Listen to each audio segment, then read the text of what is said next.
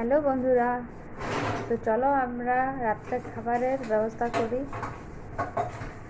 প্রথমে আমি আটা নিচ্ছি। এই আটাটাকে প্রথমে মেখে নেব।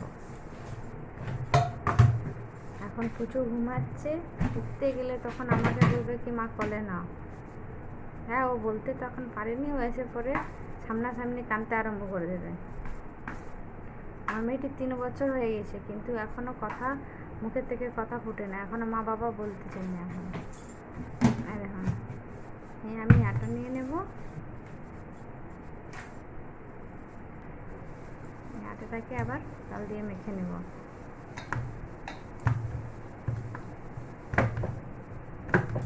আজকে দুপুরে বাসন কোনো কিচ্ছু ধোয়া হয়নি।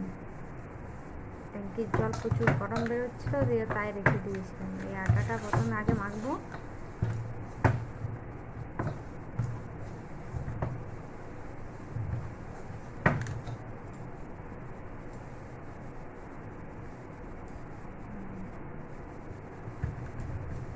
আটাটা মাখা কমপ্লিট হয়ে গেছে। আবার দেখি, আবার এই একটু ডাল বসাবো। আমার মেয়ের ডালের দরকার হয়, ও ডাল দিয়ে রুটি খায়, ডাল দিয়ে ভাত খায়। রাত্রে ভাত হতে গেলে তা আরও ভালো। একটু বসাবো। কালকে যেহেতু আমি ডাল খাবো না, কালকে সে আমার পুজো আছে, জয় মঙ্গলবার আছে, কালকে শেষ মঙ্গলবার, দিয়ে ডাল খাই না। এই ডালটা আগে বসিয়ে দিই আমি।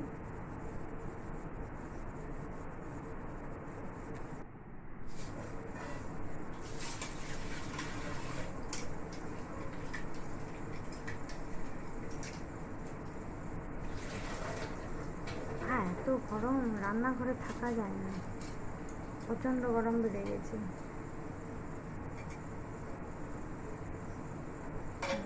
ডালটাকে ধুয়ে মুখে পরিষ্কার করে নিচ্ছি, আবার ডালটা দিয়ে দেবো।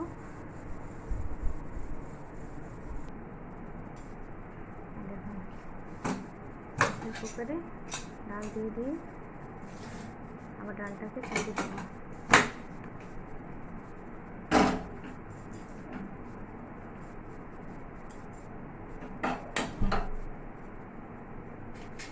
গ্যাসটিকে জ্বালায় রান্নাঘরের থেকে পালাবারে। আমার এখনো বাসন কত রয়েছে দেখো, আমরা দেখতে পাবেন।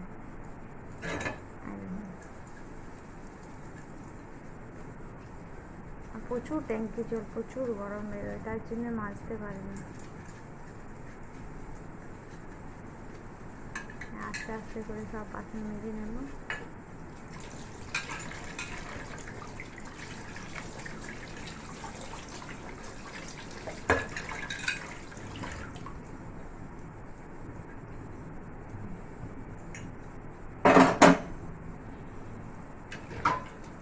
বলবে যে ভাই এত বাসন করছো।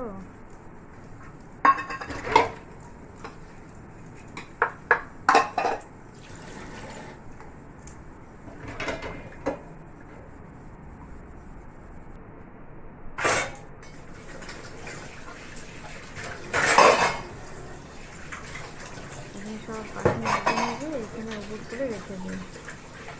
আর এই প্লেটটা চলে যাচ্ছে।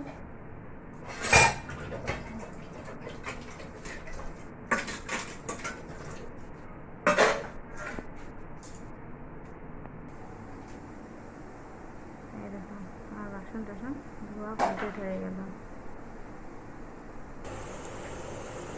যাই মিঠুকে খাবার দিই। ও তখন থেকে চিৎকার করে যাচ্ছে।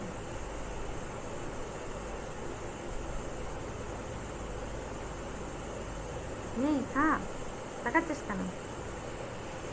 একটু দেখে শুধু জিনিস ফেলার মানতে না, বই, খাতা, গামছা,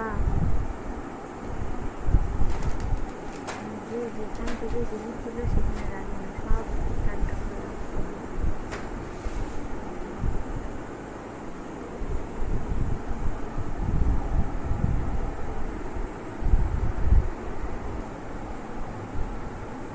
প্লিজ তোমরা যদি নতুন আছো আমার